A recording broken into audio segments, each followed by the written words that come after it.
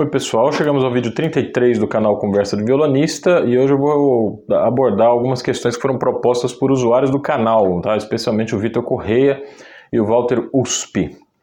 Meu nome é Luciano Moraes, eu sou professor com doutorado pela Universidade de São Paulo, sou professor violonista, membro do trio Elipsoidal, trio de violões, e esse canal é para a gente ter um conteúdo aí de assuntos a respeito do violão que podem aperfeiçoar o entendimento prático e o entendimento teórico a respeito desse instrumento que é, para mim, o mais bonito de todos. O Walter, então, ele pergunta se é possível diferenciar o violão de cedro do abeto pela cor, tá? Na lata, sim, o cedro é mais marrom avermelhado e o abeto é mais amarelo caramelo. Assim, todos esses instrumentos que vocês veem aqui atrás são em abeto, tá? Todos esses violões aqui que eu tenho são de abeto. O cedro ele tende a ser uma coloração assim, ou avermelhada ou amarronzada. Vocês vão encontrar aí a caracterização assim, bem clara desse instrumento quando vocês tiverem na cabeça a imagem dos violões do Manuel Barrueco, John Williams, Anna Vidovich. Acho que Dede Russell também, se bem que Dede Russell no início da carreira utilizava violões em abeto, né? Mas todos esses violonistas que eu mencionei utilizam violões de cedro, tá? Todos eles usam violões em cedro. Então é esse instrumento mais marrom, essa coloração mais marrom para o avermelhado. O que eu acho que é a diferença entre essas madeiras, né? O cedro é uma madeira bem mais molinha, ela é bem menos resistente do que o abeto. Isso aqui é uma peça de cedro, por incrível que pareça, né? Acabei de dizer que o cedro é vermelhão, mas isso se deve ao verniz que é utilizado para fazer os instrumentos. O cedro não é tão mais avermelhado, nem tão mais escuro ou mais marrom do que o abeto.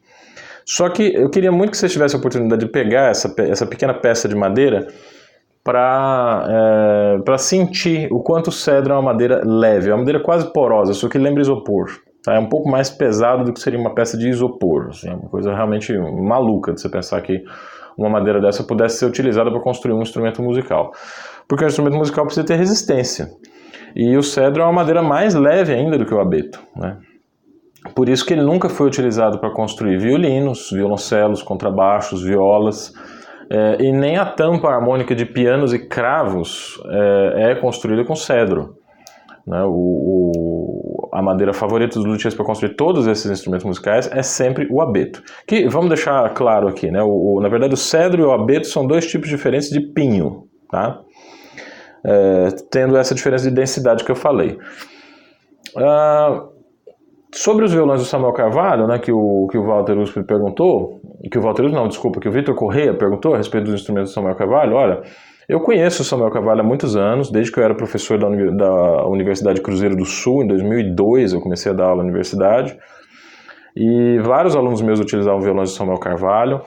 Quando eu fui professor na Unesp, do período ali de 2013 até o final de 2016, né, eu fui professor lá, surgiu um dinheirinho sobrando que a gente podia usar para comprar instrumentos musicais. Eu e a professora Gisela Nogueira, que é a professora titular de violão da Unesp, chegamos à conclusão que Samuel Carvalho seria o instrumento mais adequado pela relação custo-benefício. Então, o Samuel é um luthier assim, acima de qualquer suspeita. E eu o conheço também por uma visita que eu fiz ao seu ateliê, porque eu indiquei também o Samuel Carvalho para ser o instrumento comprado pelo meu primo Danilo Messias, né, que tem um violão dele também. Então, assim, não tenho o que falar do Samuel. É um luthier extremamente competente, extremamente informado a respeito de como é que funciona o violão, como funciona a mecânica do violão. A gente não tem como criticar o trabalho dele.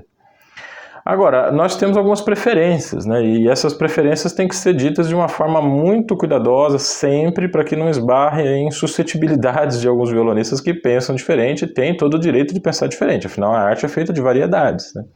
Seria terrível se todos os violonistas pensassem exatamente da mesma forma. Então, nesse canal, nesse vídeo, eu vou falar da minha própria experiência pessoal e as razões pelas quais eu tomei as decisões que eu tomei em relação ao tipo de violão que eu escolhi, tá bem? Nada que eu diga aqui vai substituir a experiência pessoal de vocês. São meramente indicativos, mas se vocês não pegam o instrumento, tocam, ficam um tempo com ele, convivem com esse instrumento, vai ser muito difícil que vocês cheguem a uma conclusão que seja realmente sincera, né? Uma opinião sincera de vocês só pode ser adquirida com a vivência. Bom, como é que foi a minha trajetória no violão? Eu comecei a aprender violão com um instrumento que eu ganhei de um tio, meu tio Elias Inácio, né, que ele me deu um de Giorgio de presente, que era um violão suficiente ali para a gente fazer a iniciação, mas quando a coisa começou a ficar séria, eu precisei de um instrumento melhor. E aí eu tenho que agradecer demais a minha mãe e todo o apoio da minha família que acumularam ali todas as moedas e a gente conseguiu comprar então um violão do João Batista, um violão em cedro. Com esse violão João Batista, eu acho que eu ganhei um primeiro concurso juvenil do Conservatório Souza Lima. E aí a gente entendeu que a partir dali seria necessário que a gente tivesse um instrumento mais complexo, né, um instrumento um pouco mais refinado para que eu pudesse seguir os estudos aí e me profissionalizar nessa carreira. O plano que foi traçado foi de muito longo prazo. Eu lembro que a minha professora, Graça Lima, né, um belo dia que eu cheguei para fazer a aula, ela virou para mim, ela me chamava de múmia, era uma coisa muito engraçada. Ela me chamava muminha, né, pegava na minha cara, pegava muminha, assim, você já tem o seu Abreu encomendado. Ela encomendou um Sérgio Abreu para mim, que era um violão que hoje está custando aí os seus 12, 13 mil reais, não sei quanto é que eles custavam. Em 1994 eu me lembro de $2.500, né? E aí eu tive que fazer uma transição. Eu juntava o dinheiro, vendia o instrumento que eu tinha e complementava na compra de um violão novo. Com esse violão novo eu continuava trabalhando, dava aulas, fazia recitais, pedia dinheiro para a família, né? Meu irmão, Saulo César Ribeiro, também ajudou bastante nesse processo. A gente precisa sempre mencionar as pessoas que colaboraram conosco nessa trajetória. Sem o apoio da família é quase impossível formar um músico, né?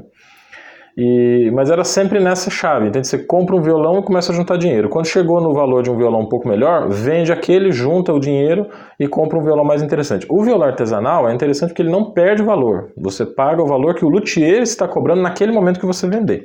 Então ele é também um investimento monetário, de certa maneira, né? E quais foram esses violões que eu tive? Como é que foi essa escadinha que eu fui fazendo até chegar no Abreu que eu tenho hoje? Eu comecei com esse João Batista, um violão que custava $600 na época, e depois eu migrei para um Saraiva em cedro também, que já era um pouco mais caro, custava $900. Depois desse Saraiva, eu já tinha alguma experiência com os violões de cedro e eu gostaria de saber como é que funcionava esse violão de abeto, porque o Abreu, que tinha sido encomendado pela minha professora, era um violão em abeto. E eu pedi então um instrumento do José Chagas, que é um discípulo do Sérgio Abreu, mas já é um violão feito em abeto. Eu lembro de ter pedido até uma medida um pouco maior, eu pedi um violão um pouquinho, que as casas eram um pouco mais próximas, né? A extensão da corda do capotaço do cavalete era um pouco mais, né, um pouco mais comprimido, para saber se funcionaria pela minha mão. Não funcionou. Quando chegou a hora de pedir as medidas do meu Abreu, eu pedi as medidas normais, no violão de 65 centímetros e pronto. O Chagas que eu tinha, acho que era 63, era um violão minúsculo, assim, enfim. Mas a questão é a seguinte, eu acho que o violão de cedro é um instrumento muito bom para a iniciação musical dos estudantes, porque ele alinha o som do estudante de alguma maneira. No canal que eu comentei aqui, o canal do Samuel Carvalho, na conversa que ele tem com o Luiz Carlos Leite, né, que são duas grandes personalidades do violão conversando a respeito do instrumento, o próprio Samuel Carvalho fala, o cedro é um violão que sai pronto da fábrica, né, já, né, do ateliê do luthier, né? Ele tem uma profundidade de som, ele tem um grave muito bonito, ele tem um som arredondado já meio que naturalmente, ele é um som difícil de estragar, tá? E ele já, em 3, 4 anos assim, de existência, o violão já mostrou mais ou menos até onde ele pode chegar. E ele fica estabilizado naqueles resultados e pronto. Ao passo que o violão de abeto, ele sai ardido, amarrado e pontudo, né, da oficina. E tem um prazo de maturação assim, muito maior do que o cedro. Pra vocês terem uma ideia, o meu Abreu está com 20 anos e até hoje, às vezes eu vou estudar com ele e eu me surpreendo, porque ele mudou. É um instrumento que está em constante modificação, ele continua se desenvolvendo até aí os seus 60, 70 anos de vida, ele ainda é um instrumento que está amadurecendo. E amadurecendo em que direção, em que sentido, que é esse amadurecimento, né? Gente, não tem como dizer de outra maneira, assim, mais riqueza de som. Ele tem mais uma paleta de harmônicos mais variada e mais diversificada. Isso significa que aquela profundidade do cedro é possível obter no abeto também. Só que dá muito trabalho, né? É preciso a gente adaptar uma técnica de uma maneira muito específica, é preciso que você saiba, abra a mão, por exemplo, você tem que tocar numa região da corda muito para frente, muito doce, e aí você perde na resistência que a corda tem um pouco mais perto do cavalete, né? No abeto, quando você toca um pouco mais próximo ao cavalete, quando você exige aquela profundidade, ela meio que não vem, né? E no caso do violão de cedro, ela continua lá mesmo na região metálica. Além disso, assim, o abeto é um instrumento que denuncia muito as condições das unhas do violonista. Então é um instrumento que quando o violonista toca, né, um instrumento de abeto pela primeira vez, frequentemente o som dele sai muito espetado.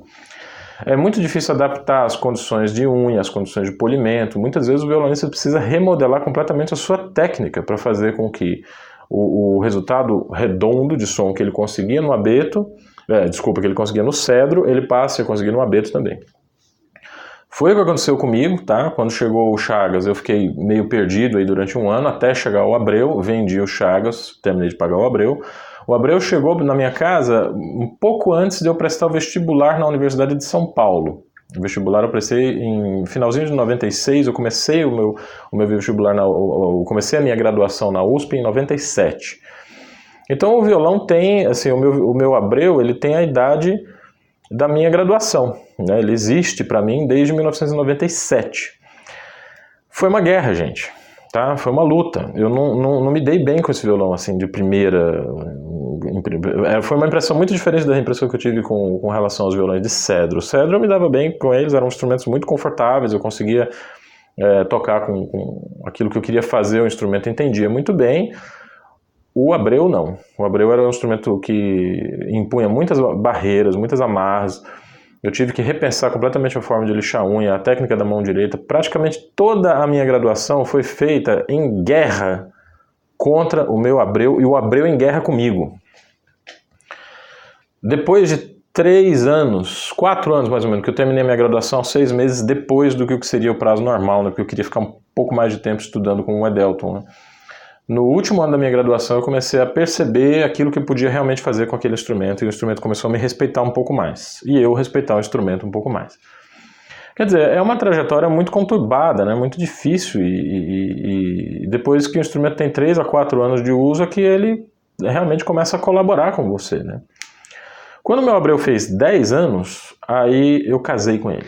Eu falei, bom, é esse o instrumento que eu quero para minha vida, não quero outro e vou ficar com esse bichinho até o fim dos meus dias, provavelmente. Mesmo que eu venha a utilizar futuramente outro tipo de instrumento, mas o Abreu é um instrumento que eu quero manter comigo até o quanto eu puder, né?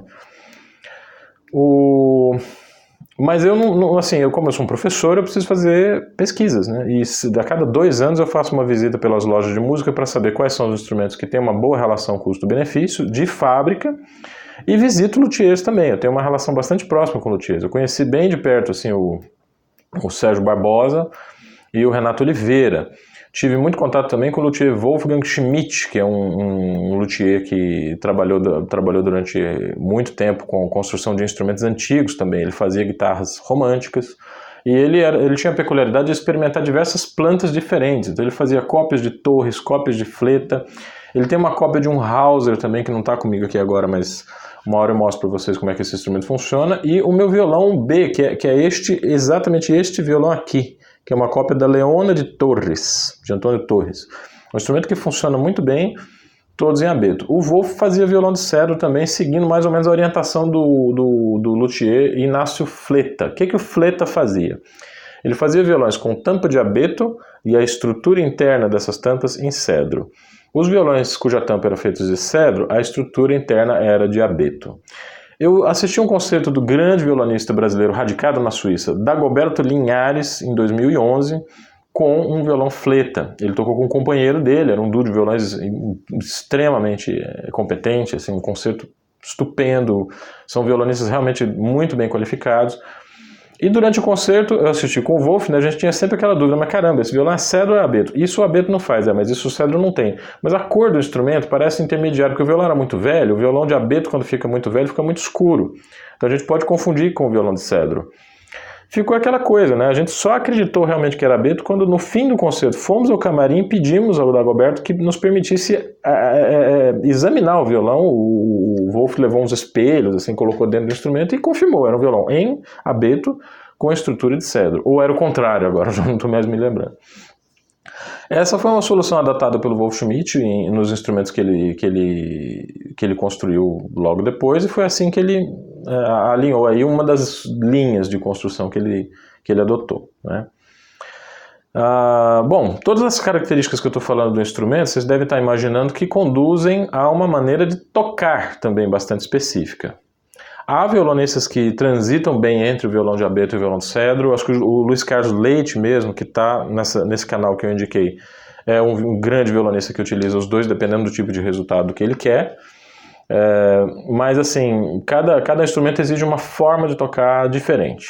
E eu acho que é muito temerário, né, a gente abordar essas questões sem que a gente esteja presencialmente em contato com o aluno. O aluno tem que saber como a mão funciona, como é o ângulo de ataque. A gente tem que testar diferentes formatos de unha, diferentes tamanhos de unha também. Por exemplo, o abeto, eu acho que quando você está com uma unha muito grande, o violão de abeto fica com um som muito espetado. O cedro não sente tanto isso, você pode deixar a unha um pouco maior justamente para obter aquele brilho de som que o abeto tem e o cedro não tem. Pelo menos não tem com tanta facilidade. Isso não significa em absoluto que uma expressão artística seja limitada em relação a esses dois instrumentos, mas eu acho que a gente precisa decidir o que a gente quer e o tipo de violonista que a gente quer ser. A meu ver, assim como vocês puderam perceber no vídeo número 30 e no vídeo número 31 menos, mas no vídeo número 30 eu comento muito sobre a forma como eu penso o estudo de escalas, o controle da variedade timbrística e da unidade timbrística. São qualidades que eu acho que a gente tem muito mais chance de desenvolver num violão feito em abeto do que num violão feito em cedro. Mas essa é a minha opinião, tá?